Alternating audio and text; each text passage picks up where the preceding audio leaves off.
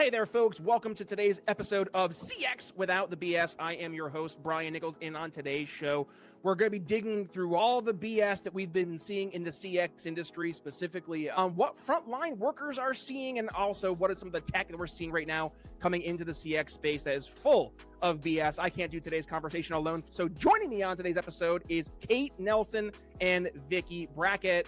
Ladies, welcome to the show. How are you doing? Doing great. Thanks, Brian. Thanks for having us. We're super excited. I'm super excited to have you guys on the show. Now, before we jump in, right, peek behind the curtain, the three of us, we're going to be doing some fun stuff out in Salt Lake here in a couple of weeks. I say a couple of weeks, end of September. The Living CX and Transformation Networking event's going to be happening out in Salt Lake City, Utah, September 25th and 26th. Keep me honest. Just the 25th. Just the 25th. 25th. I'm thinking of my flight. That's what I was thinking of, my flight back. That's right. So yeah, the 25th of September there. If you guys are out in the Salt Lake area, please go ahead and check out. We'll talk about more of this later into the conversation today. But very excited to be out there with you ladies as we're helping do a great networking event, but also raising some money. So we'll talk about that in a second. But first, let's just round the table. Kate, I'll jump over to you first, and then Vicki will have you come in. Just introduce yourself here to the CX Without the BS audience, and tell us a little bit more about your organization and what you focus on. Yeah, so I'm Kate. I have a background in customer experience, technology, and also just solutions. Right now, I'm working with the CloudLinks family of brands. So CX Consulting Partners is my practice area, and we help businesses to roadmap things, find the right technologies for them, and improve the customer journey. So just making sure that people know what they're looking for, they're not getting lied to, it's implemented the right way, and ultimately they have, a partner in crime to do the heavy lifting with them. Amen. Yeah, no, the making sure that it's being done the right way. I've seen a lot of snake oil CX out there, Kate. We'll talk more about what you're seeing as well. Vicki, talk to us about what you're doing over at Knowledgely. Well, thanks again for having us. So at Knowledgely, we help organizations mitigate risk, reduce costs, and increase their productivity by helping them with their knowledge management strategy. That also enhances, of course, the customer and the employee experience. How I got into this was I've been a customer service leader for over 20 years, leading large and mid-sized organizations. And we all have knowledge management, but do we really? And so I stumbled into some software a few years back and really got excited about this knowledge management software and strategy. We're technology agnostic at Knowledgely, but we help organizations with their strategy. And if they need software, we'll help them with that. And we also have a team of fractional knowledge managers, which will come into an organization and meet them where they're at to help them with their overall strategy, regardless where they're at in their journey. So let's stick with you for a second, Vicki, because I want to learn a little bit more about like Knowledgely and frankly, knowledge management, because in the CX space, this is an area that is unfortunately it's under discussed, but it's absolutely imperative to the success of these organizations, right?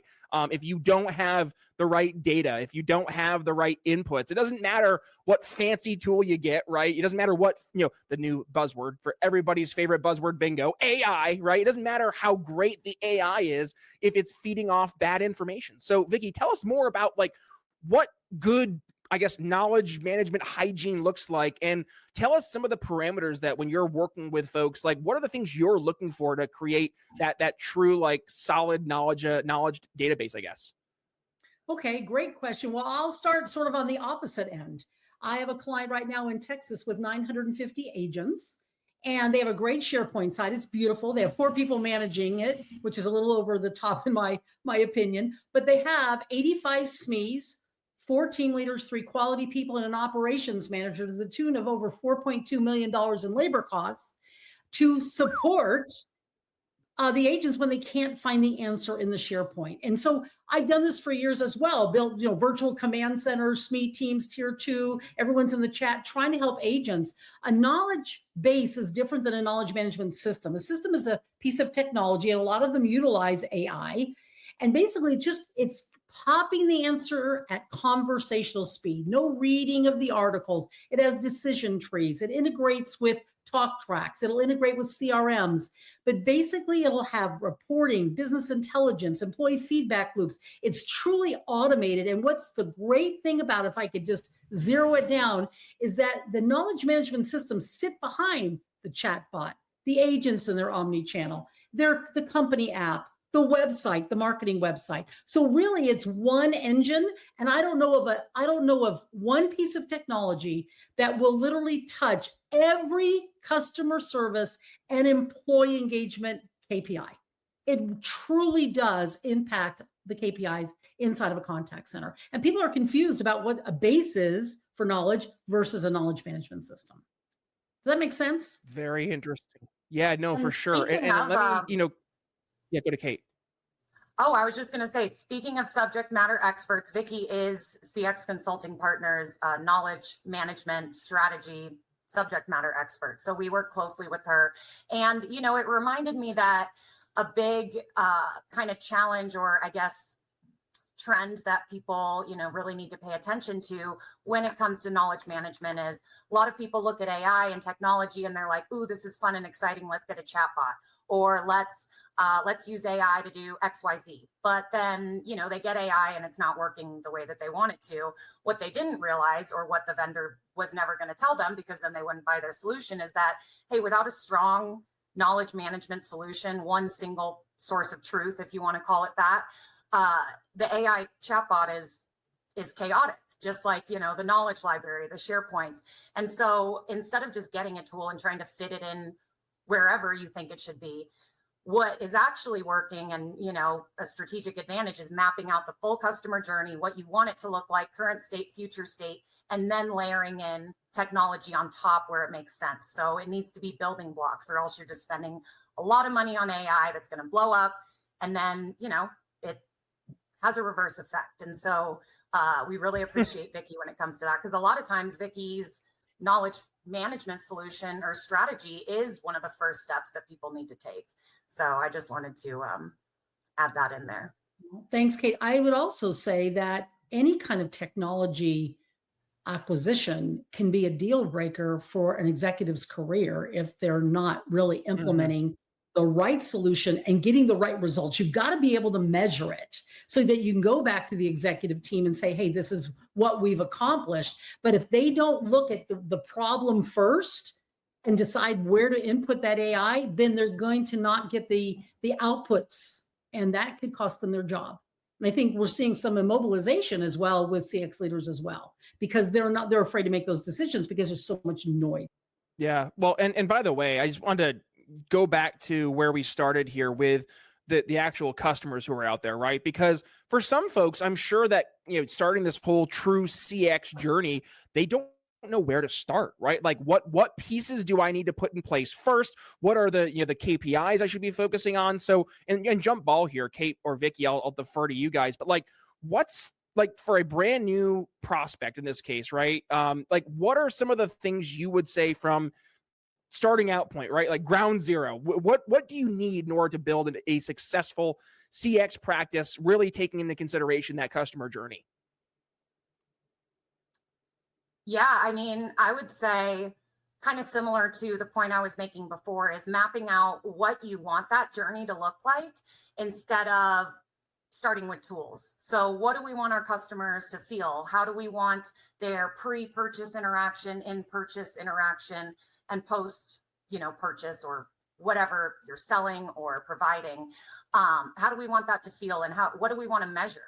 One of the big shifts that I've seen, and I'm very grateful for it, is a key KPI being shifted from average talk time. So trying to get it to be the shortest, quickest call. Is there anything else I can help you with? Anything else I can help you with? Okay, bye. And then, your problem wasn't solved. You call back multiple times, and now you're angrier than you were the first time.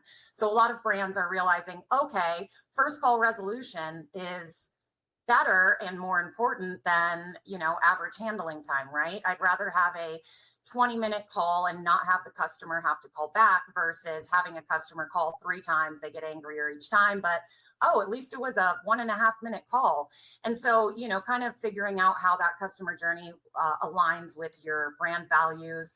Listen to the agent feedback. Hey, here's the problem areas, friction areas. And so really just looking at it from a holistic approach, like Vicki said, and then looking at technology, because there is so much noise. You really have to be clear about what you're trying to accomplish and then go from there. I would say I would agree 100% with what Kate said, but ask the employees, the frontline folks that are interacting with customers, ask the customers. There's so much friction as a consumer. Every time you try to get through an IVR or try to get an answer or try to get the chatbot to work, you're met with resistance constantly. And I think it's important that we ask our customers and ask our employees, where's the friction?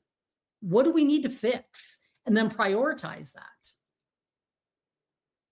It's just not happening. Yeah. It's just, Well, and by the way, like I see this a lot.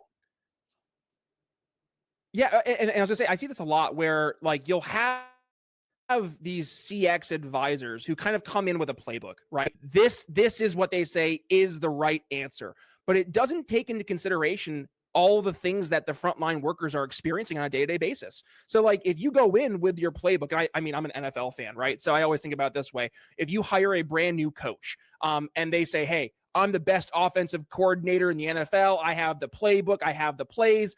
I know exactly how to carve up a defense. And they go to this team, they start putting the playbook in place, and they crash and burn. Why? 9 times out of 10, because they didn't have the right players to actually leverage in order to have a successful play. So like, I had this one play where the wide receiver just runs down the field and he throw a deep bomb and he gets a touchdown. Well, what if you don't have a wide receiver who's fast, right? That's the kind of stuff where when you go to the CX world, if you're not taking into consideration what the actual boots on the ground are seeing, what types of employees you already have at your disposal, the technology you have at your disposal, it doesn't matter how great your playbook is, how great your idea as a consultant is, unless you truly understand how they operate on a day-to-day basis. And that piece is missing, unfortunately, from a lot of advisors out there. So, Kate, I mean, you're actually out there having these conversations with folks on a day-to-day basis. Like, what are some of the areas that you hear from a pain point that they're leading with, especially those like boots on the ground workers? Is it support? Is it technology? Or is it something else? Kind of all of the above. So when it comes to tech, having like disparate systems or systems that don't talk to each other. Maybe you bought one system 10 years ago, you bought another system 3 years ago, and then they changed, or somebody bought them, and then some new executive came in and said, this is my favorite tool, let's use this. And then, they're switching between screens. They're having to, hey, let me put you on hold. And also, I also don't have a knowledge-based solution, so I'm going to go search in SharePoint. So figuring out how to streamline that, what are the necessary tools, what's going to make your agent's life easier. There's so many plugins and integrations nowadays that you can easily have one screen with everything on it. And so that makes the agent's life easier, happier. They feel more prepared, makes the customer happier.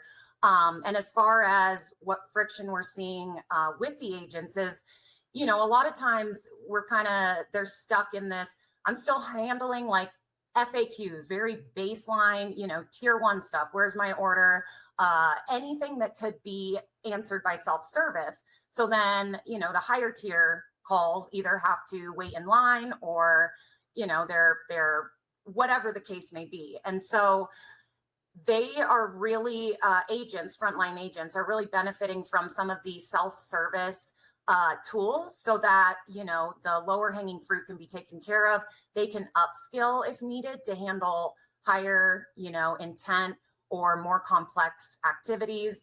And so just really empowering them to make their job easier. They want to feel knowledgeable. They want to feel prepared. They want to feel like they're doing a great job. So having the tools that assess their performance, having the tools that say, hey, you're doing this great, but here's some other things that you can do better. And just technology is here to support us, not replace us. And anybody who says differently, maybe you saw into the future something we don't, but humans are never going to lose their place. And so really just looking at it from an empowerment perspective is what they're asking for and also what's working. Yep. Well, and by the way, like I'm not gonna I will pick on a past guest here. Sorry, J Lo. So Jason Lowe, he was formerly of Talaris. He's out doing some bigger and better things on his end right now. But he had actually used a use case back when we interviewed him, Tom Illigan and I last year. And he used the example of Klarna, the buy now, pay later organization who was going out of their way to replace over 700 of their agents with AI. And you fast forward to where we are today, and what's Klarna doing? They're doing the exact opposite. They're bringing back almost all 700 folks. And what they've come to the conclusion is it's not AI that's replacing people. It's going to be people who are leveraging AI, right, that are going to be replacing the folks who aren't. And this has been something like I've been promoting for a long time now, like especially when I was over at Sharpen, is it's not the AI that's replacing people. It's going to be those agents who have access to these AI tools that are going to make them more efficient, more effective, more empowered, and help them actually do their jobs. So, that's one thing I do want to call out, because I've been hearing a lot of this doom and gloom, or just like, on the other side, like the folks who are like, finally, we're getting rid of real people with AI. Like that's not going to be the case. It is going to be this messy middle somewhere in between. I think organizations are trying to figure that out, Brian, right now. And what Yeah. we're seeing is friction inside organizations as customer service leaders are trying to drive initiatives that will help the customer and their employees. You've got IT with their own directives, right? We got finance involved, logistics, warehouse. Everybody's got their hand in the middle trying to figure it out, and they're not communicating for a more holistic approach because they're going to get farther together than they are with their silos. Yeah. And, that reminded me. So one of my, first corporate jobs, I was doing sales enablement, sales support, helping with the down selected clients to close the deal. And I remember my boss at the time had referenced, our external customers and internal customers. And I was like, what do you mean internal customers? And at the time it was the people I was supporting. So the salespeople were my internal customers. So when you think of agents, they're technically internal customers that need to be supported and also kept happy and, empowered and doing a great job because they tie into the customer journey. I always say that, CX equals EX. Whatever your EX is, that's what your customers are going to feel. If your employees are miserable, that's going to bleed over and vice versa. I can honestly feel when I'm talking to a happy, satisfied, empowered agent versus somebody who's reading a script. They know that there's so many blockers. They can only do so much. And so really making sure that you don't burn out your agents, in the pursuit of making your customers happier. Vicki, tell us more, because going back to the self-service stuff, right? I've seen this a lot. Like I hear, oh, we have the best self-service tool in the world. But again, it goes back to the data actually has to be, clean, right? It has to be updated. So how does Knowledgely help pay attention? Like, hey, your one pager, it's changed 3 times in the past year. So how do we make sure that the self-service tool or the resources that the agents are leveraging is actually up to date and they're not conveying like the unintentionally, right? The bad, old, outdated information to the customer.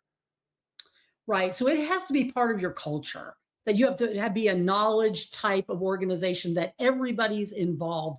And the real foundation is called governance. So it's, legal sometimes, if you're in a highly regulated industry, needs to be involved in the governance. Are we doing with the marketing team? What does that brand look like as we're answering questions inside the contact center? Do we have the latest information? So we need to be able to pull together and have some type of process where someone owns the knowledge, different people can author it, but that it goes through a governance type of committee so that legal, marketing, HR, whoever, whatever it's for, needs to be able to look at it before we go live.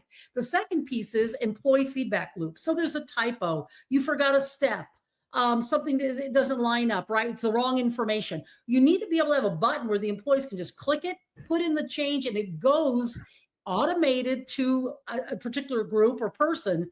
And that agent gets back notification that, yeah, somebody got it. Yeah, they're working on it. Oh, and it's been republished with the change. So those employee feedback loops are really, really important. And that helps build the engagement. So these are pieces of systems that you need to be able to have. It's always better to have multiple eyes when you're authoring. And using icons, colors, and positioning on the screen trains the human brain of that agent to go to that same spot. So it doesn't matter what the return policy is, 1 day, 5 days, or 14 days. It doesn't matter. It's always in the left-hand side of the screen. It's always in orange, whatever color, but they know where to go. And then you also want to have automated updates. So when agents bookmark things, and they all do, that when you change that knowledge and it's authored, after it goes through the governance committee, that it automatically updates that bookmark. So when the agent clicks it, it's the latest and greatest information. You've got to have a process. The technology is no good if you don't have a process.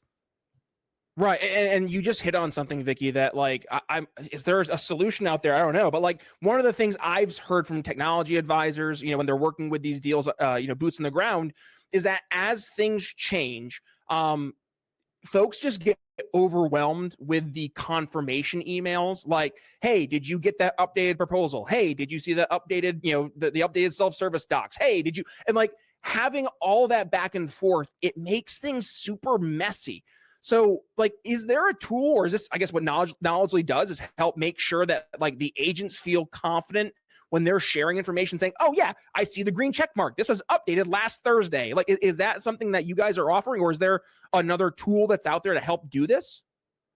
Well, Knowledgely is technology agnostic, right? So it doesn't matter to us what somebody has. We can help them get it. But a lot of the knowledge management systems out there absolutely have that feature.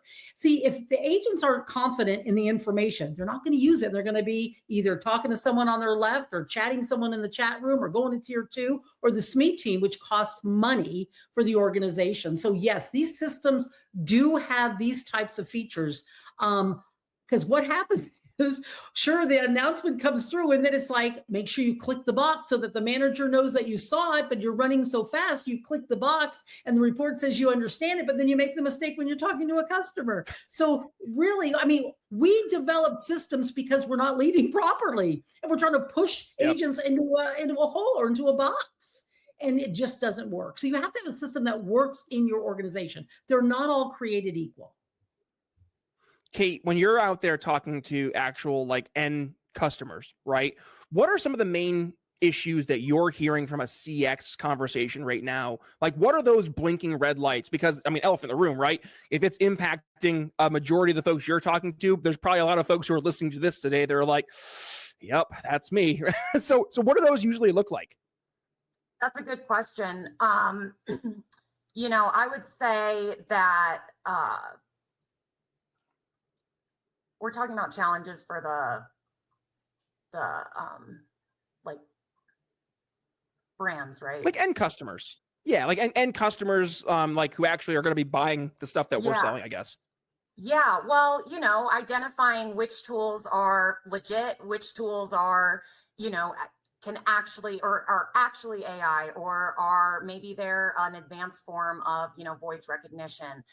So being able to sort through that while also doing their day-to-day job and road mapping. So a lot of times I'm hearing, hey, I want to learn about AI. I want to learn about technology. I've heard of this brand or this vendor, but I don't know where to start. And, my company wants me to make a roadmap. I don't really know what I'm supposed to do. Do I look at the technology and try to fit it in? Or, how do I prove ROI on this? And those type of things. And so I think differentiating between what is just really cool and flashy and, latest and greatest, at least looks wise, versus what's actually functional and going to serve the processes and, like Vicki was mentioning. So how to take a step back and how to really be able to identify which tools make sense for them and which tools are just in the Gartner quadrant or whatever it is, like who are the top 10 people that like Google and Amazon and stuff are using. But that's not a great fit for everybody. And so understanding how to approach the road mapping and then also the, tech procurement and tech identification. How many vendors do I talk to? How many demos do I need to do? How do I do a structured use case demo? Yeah, this looks really cool. And they said that they can do everything, but can they do it in my environment? I hope so. They're telling me that they can. They don't, a lot of people, AI is like the Wild West, that's the buzzword right now. They can charge in different ways. There's tokens, there's per interaction charges, there's charges based on minutes, whatever. And people don't really have a baseline or anything to compare it to. So you kind of just got to take the vendor's word for it. So having, you know, an agnostic, vendor neutral approach, whether it's, you know, Vicki's, you know, Knowledgely or us at CX Consulting Partners, being able to be like, whoa, whoa, whoa, let's slow this down. Stop talking to every single vendor that tries to pitch you. I mean, it's great. And I'm sure a lot of these vendors have great tools, but let's actually see what you need. What are the top 10 to 20 things that are absolutely critical that you cannot have or live without? And then let's go source a tool versus trying to, you know, fit it into your existing environment and being like, oh crap, it doesn't have these 2 top features that I really, really needed, but we already bought it. Now we're in a 2-year contract and the implementation isn't going to work. Now we got to buy another tool and try to integrate that. So just being able to know what good looks like and starting from internal needs and then mapping that out and making sure, you know, everybody's being honest about their capabilities and they're seeing that demonstration in real time. Or, you know, a structured specific use case. So I think that there's just a lot of hesitation, confusion. There's pressure to, you know, adopt technology, but the people that are wanting the CX leaders to do this don't understand that, like, most CX leaders have probably been asking for XYZ. Hey, we need a better knowledge base. We need a better, you know, agent assist. Oh, and now you want me to get AI, but we have to solve all of these things first and make sure that what we have is tight and, you know, tied up really well, and then go out and figure out what we need. So it's like starting with what you have, figuring out a baseline, and being really confident about what it is you're looking for. Vicki, I saw you getting ready to jump in there. What would you have to add? I as a leader for many, many years, a lot of times our days are just filled with putting out fires, right? You're running from one fire to the next. And so you need to be able to sort of pull up and look at the organization from a strategic perspective. And sometimes you can't even catch your breath. So having someone like Kate come in that isn't in your organization, that isn't sort of skewed by what they see, right? Just coming with a fresh set of eyes to be able to look at your organization so that you can take a breath. Also, I don't think we as CX leaders might not even know what questions to ask. So having somebody like Kate come in will say, have you thought of this? Have you thought of that? And be able to walk you through a list where maybe as a CX leader, we hadn't thought about that. Yeah. No, and by the way, like, speaking of things that people don't really think of, right? Because we talk about CX, we talk about the customer journey, right? We're talking about things coming together, self-service tools, but the one area, especially if we're talking to IT, is security and compliance, right? And these are 2 areas I've been hearing a lot of folks getting a little weary when it comes to some of these CX AI tools. They're thinking like, hey, if a customer unintentionally is providing that PII, that personally identifiable information, like, we don't want to accidentally get in trouble with HIPAA, you know, stuff. We don't want to get in trouble with PCI stuff. So what have you guys found is some of the best ways for these vendors and frankly, the advisors who are helping bring solutions to the table to not just check the boxes like, yeah, we're HIPAA compliant. Yeah, we're SOC 2 compliant. Like, not that, but truly making sure that we're paying attention to the data that the customers are providing and making sure that not only is it safe and secure, but it's compliant. Well, from a knowledge management perspective, that's why having a true system is important, because it helps mitigate the risk. So for example, you ingest something, you call the company and say, gee, I ate XYZ and I got sick. So think about what happens. The agent's like looking around saying, oh, I don't know anything. And they're putting someone on hold. If they're virtual, they're chatting, or if they're brick and mortar, they're raising their hand. No one's heard of that. But now all of a sudden we got to get legal. We got to get the doctor, the medical team. So they're trying to pull all this information. How do you spread and assimilate all that information across an organization and mitigate the risk? Because now we got second caller, then a third caller, then a fourth. Now we're on the news. We have to be saying the same thing. Having a system with a governance process literally will help mitigate that risk, and legal can get involved with that as well. That way everyone's on the same page. And so these systems are critical to making sure that a company can mitigate risk, especially in a highly either regulated industry like financial services or insurance, those types, or healthcare, or even consumer products, right? When someone ingests something. Yeah. And so, you know, that's another nice thing about having like a cheat sheet or an expert to go, hey, these guys say that they're compliant, or, you know, whatever, HIPAA compliant. Yeah, that's great and all, but do they have experience in this? Have they ever, had an error happen that we don't know about? Or, is there, a common thing with AI is you can have like the large language model, or you can have like an open source when it comes to platforms. So you could have like AI knowledge or AI bases that pull from everything. And that's dangerous, because if you're putting, private information in there, then there's a chance that it could bleed into other, other sources. But if you have something that's individual, that's specific to that company, and it stays within that company, that's really the best way to go. And I think right now, just to be safe, a lot of people are using AI and that type of information for non-personal, high compliance or security interactions, because it's not worth the risk. Like I said, AI is the Wild West. The last thing you want to do is, be on the news or have a lawsuit of, hey, all these customers, financial data was leaked. And it's like, okay, well, I guess we should have waited on that and had human agents handle that until we figured it out. So just knowing what the development and infrastructure of the actual AI product looks like, what it looks like on the back end, and where that data is being stored or pulling from. And then also just kind of easing into it and making sure that AI works for the non, high privacy activities, and then kind of easing that in. Yep. Yeah. Well, and by the way, I know everybody who's listening today, they're like, geez, Lou, some of this stuff is dense. I think I need to actually like discuss this with folks in person, maybe a networking event or something. That's what we call a transition or a segue in our industry. Talk to us about the Living CX and Transformation Networking event we're doing out in Salt Lake. I know we're going to be out there from a level 365, which, by the way, folks, is my day job company. I guess we're representing CX without the BS too, so I'll wear that with a nice pride on my chest there. But talk to us about this event that's taking place. We're excited to be a sponsor out there, but just give us the lay of the land. What does it look like? What should people expect, and all that and more? Okay, Kate. Well, I even made a post about this today on LinkedIn.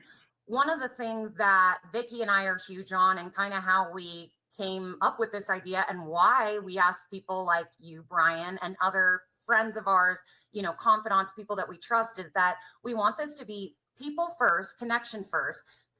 There's no vendor booths, there's no pitching, selling. Yes, our sponsors are going to talk about how they help people and, their product and what's so amazing about it, but they're not going to come up, hey, let me give you a demo. Let me give you a demo. Oh, here's my card. Hey, I'm going to reach out with some marketing campaign. So that was our biggest thing.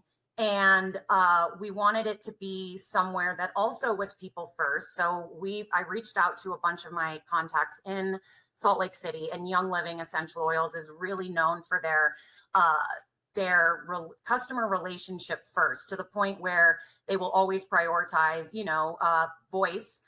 They still have chat and other things available, but choosing a place that reflected what we were trying to do. And, they were totally on board. We said, here's the type of event we're trying to hold. We want it to be different. Would you let us use your venue?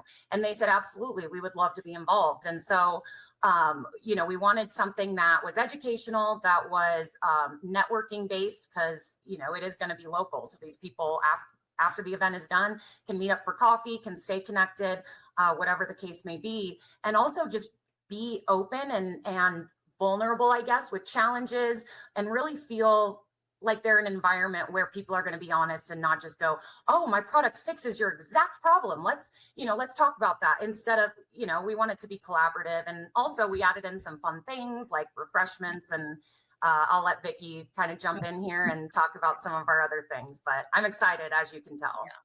Yeah, it's going to be fun. We wanted it to be different, and we wanted it to not be thousands of dollars for people to come, right? So we can talk about that in a second. But they came up, we were talking with Young Living, and they came up with a suggestion of having an aromatherapy sound bath experience. So one of their senior managers who's a certified Reiki instructor, is going to literally have this experience. We're doing it in the atrium. I guess there's a waterfall coming down the wall and flowers everywhere. And we're going to have this experience. And then, Young Living doesn't open up their doors for just anybody. And so, we're not paying for this venue. They offered it to us because they believe in what we're doing. We're going to have a contact center tour of their facility as well. And then brunch is a big deal in Salt Lake. And we're having these custom Italian sodas, I guess dirty sodas, Kate, is what they're calling them. We just wanted it to be fun and different. We're having continental breakfast. We wanted it to be different, and the cost is only $25. And they can pick one of 3 charities. Kate worked on that, so I'll let her talk about the charities. But when you register with your $25, we want people to bring their teams, their supervisors. What a great way to expose them to different trains of thought and what's going on in the industry, and have an outing. And it builds that engagement. And they can pick one of 3 charities that Kate's lined up to have their $25 donated to in their name. So Kate, why don't you tell them about the charities? Yeah. Kate, what are those charities? Yes. Yeah, hit us with it.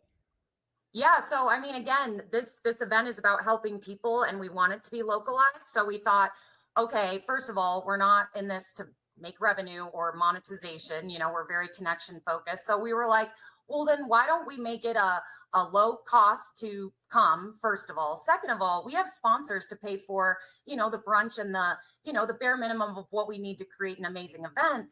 And then the registration costs, we're like, well, why don't we just choose some local charities that people are passionate about? So we chose the Best Friends Animal Society. So for animal lovers like me, that helps, animals in no-kill shelters.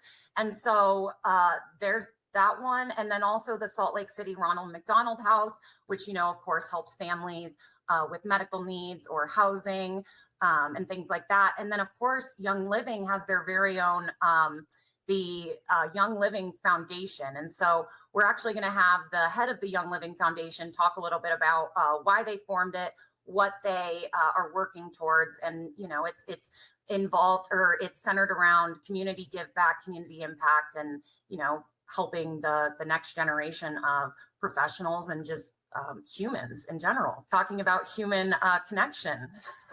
So we're really excited about that. And we set it up so that, it's an easy, you do the $25 donation. There's a box to choose, hey, which of these 3 would you like to donate to?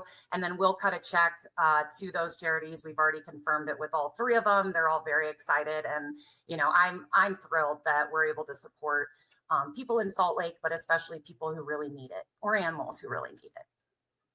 Here. Now, Kate, go ahead, Vicki. We really wanted something that was low cost for the participants to come, and encouraging them to bring their teams with them to just sort of have a field trip, right? To be exposed to something new. And so that's why we decided to do the $25. Yeah, it's a great opportunity for that. Yeah, and right there, right? How can folks who are listening actually sign up, right? Because that's important. And by the way, number 2 to my question is, what if folks are listening and they're like, well, I live out in Denver, or I live down in Tampa. Like, are they allowed to fly out to Salt Lake if they wanted to take part? Absolutely. Yeah, I mean, so 2 things to that. First of all, hell yeah, come join us if you want. It's a 1-day thing, so we kept that in mind.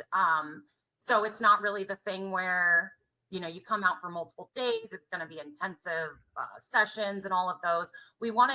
This is our first one in Salt Lake City. So we kind of wanted to test run it. People from the mountain regions and surrounding states, more than welcome to come. Anybody in Utah. My second point to that is this will be a series, the CX and transformation. So we're going to do it in different regions, different places. Vicki lives in Arizona. I'm in Colorado. And so, we've had people go, oh, I'm in Florida. Are you going to do one here? So yeah, absolutely. I mean, if people want to come to this one, no one's going to say no to you, but also keep your ears open for when we come to your area. And how to register, we'll have the link. Vicki and I built a beautiful Canvas site with the help of my marketing head, Devin Helber. And so it's going to be great. But definitely you can reach out to either one of us for information, or see the link in the description or the post. And by the way, I'll be out there too. So we'll all get together. We'll have a nice little bash. I'll have to make sure we take a group photo between yours truly, Vicki and Kate. All right. I'm looking forward to this even more than I was already. So I know we're excited at Level 365 to be a part of it. I'm personally excited as I guess, the sole representative today from CX without the BS. So we'll be talking about the BS that we see in the CX world, which, how about that for, as we go towards the end of the show? Ladies, I ask this question of all my guests at the end of every episode. And, how about this? We'll start with you, Vicki, and then we'll turn it over to Kate. What is thus far in 2025, we're recording here in August of 2025. So, hey, there's another 4 some odd months left of the year. We might see some more BS come out there, but what has been the biggest pile of BS that you've seen in the CX industry? Vicki, I'll let you take it away, and then Kate will bring you in. Or wait, Kate's got something. Say it first. Real quick, I'd be remiss to not mention that our speakers and panelists that we have, these are some stellar CX leaders. We have people from Gab Wireless, Sutter Health, Young Living, and Brewmate. And so we're also going to have a special welcome by Prasad Gankanda, who is the Chief Sales and Operations Officer at Young Living. His story is phenomenal, really sort of defied the odds. And, it's a classic tale of following your dreams. And so those are things. And in addition to that, you get to see this gorgeous, iconic building that everybody in Salt Lake City drives by. They all know the building when we talk about it. But anyway, I just wanted to make sure I put that in there. So Vicki, tell us about the BS. Yeah, tell us about that BS, Vicki. Yes. Well, I got to go back here just for a second. 4 sponsors, Level 365 is one, but Touchpoint One, Spark CX, and Powerline CX. Those are our 4 sponsors. So thank you. And thank you, Brian, for being one of our sponsors. Thank goodness so Vicki is here. The biggest BS that I have seen, this happened to me 3 weeks ago, trying to get through to a live human being. Okay, I'm 45 minutes into this. I've done the chat bot. They give me the number because it's nowhere on the site. I get into the IVR and it's an agent assist, and I'm telling them the same problem. And the agent assist, the chatbot basically says to me, if I transfer you to a human, they're going to tell you exactly what I've just been telling you. That's what it actually said to me. And I'm thinking, are you crazy? I was screaming in the phone. Oh my gosh. When I got a hold of somebody, literally, offshore, very thick accent. And this is a well-known company that's doing this. I'm shocked. It was a 25-second fix. A 25-second fix. Oh my gosh. Trying to upload my driver's license into their website. And she said, let me send you the link, upload it. And I went click, click, click, and I was done. And I was on the phone with the chat bot, on the phone, in the chat room for over an hour. That's the biggest BS. If you're going to use technology, use it to enhance the customer experience and get rid of us, because this ended up costing them a whole boatload of money. Because the agent, when I got on the live meeting, was actually arguing with me. That's BS in my opinion. I wonder if that AI was powered by Elon Musk's Grok AI, because I think the Grok AI is the one that's really, really sassy, right? Good grief. Vicki, you don't need to talk to a person. It's going to tell you the same thing I am. That's wild. Holy cow. What? Wow. I think to myself, people aren't going to believe this. They're just not going to believe that the chat. That's insane. That's enough to leave a brand. That's the type where I'm like, all right, this was great. I'm going to take my business and go elsewhere that isn't going to talk back to me. It's like they took like the worst parts of an unhelpful, sassy agent and put it into a bot. They're like, let's scale this. Let's make sure everyone gets to deal with this. Oh my! let's just scale our sassiest agent that we have. That was the approach they took. Must be. That's all right, crazy. Kate. What's been the biggest piece of BS that you've seen? Well, this goes back to plenty of points we've talked about, and I hear it all the time. And I just heard it again this last week. Organizations are making technology decisions, technology purchases without involving customer experience, without involving their customer experience group, not involving the frontline agents and, the people actually doing the work, but even the leaders, the people who are actually responsible for using this tech, helping their agents use it. They're being left out of the conversation. And IT or operations or, business strategists, transformation, whatever, are making these choices. Hey, yeah, this is cool. This is what you're going to use. You're going to have to deal with change management. You're going to have to help your agents struggle and work through this. And we're just going to sit back and we're glad that you're using the tech that we want you to use. But if they're not involved in the conversation from the beginning, how do you even know that the tech you're getting is A, going to help, B, is going to work, and C, is there a change management plan in place, or are you about to lose a bunch of agents and have a bunch of angry customers? So they need a seat at the table. CX is now a revenue driver. CX is expected. It's table stakes, good CX. But looking at it from a perspective of, this is going to help our company grow and, make more money. Isn't that what every business wants when it comes to the bottom line? CX can help that. So let them have a voice, keep them, empowered and part of the conversation, and you will make a lot better decisions and, reduce a lot of future headaches if you do that. There we go. I love it. And by the way, folks, if you're listening today and you're a technology advisor and you're trying to, learn this whole CX world, because elephant in the room, not all of us grew up in the world of CX. Some of us grew up just circuit slingers, selling bandwidth or selling just voice lines. I have a book I wrote called The CX Compass. You can find it over on Amazon. It's a very short read, like I think less than 60 some odd pages, and it's actionable. Kate, I shot over a copy to you. Did you get a chance to check that out yet? Yes, absolutely. Good and stuff. I would recommend it to that's anybody. Ringing endorsement. Yeah, I would talk. Both of you guys have amazing books. And so Vicki sent me hers, Brian sent me his. Send me more and I will give them to everybody that I'm like, hey, I paid for this. Take it, use it, and never look back.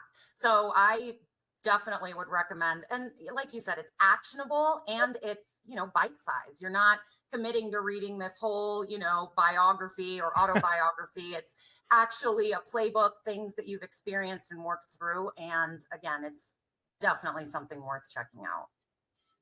Oh, thanks, Kate. Well, how about this? We'll leave the show right there on the warm and fuzzies. Any final words, Vicki, and then Kate? Any final words to the audience today as we say goodbye? Just thanks for having us, and let's get a CX seat at the table. That's where we need CX at the table. Yes. Thank you so much for having us, Brian. You two are some of my favorite people. So being able to do something like this is so special and magical. And, I look forward to doing more and just let's and meeting in person in Salt Lake. Yeah. Yes. That's right. Well, absolutely. We've all met in person and now we're about to be together again. And so if you're in Utah, if you know anybody in Utah, seriously, it's $25. You're helping charities and you get to see a really cool place and listen to amazing people. So there you go. Good stuff. All right. Well, with that being said, we're going to go ahead and put a pin in today's conversation for this week's episode of CX Without the BS. I'm your host, Brian Nichols, signing off for Vicki, Brackett, and Kate Nelson. We'll see you next time.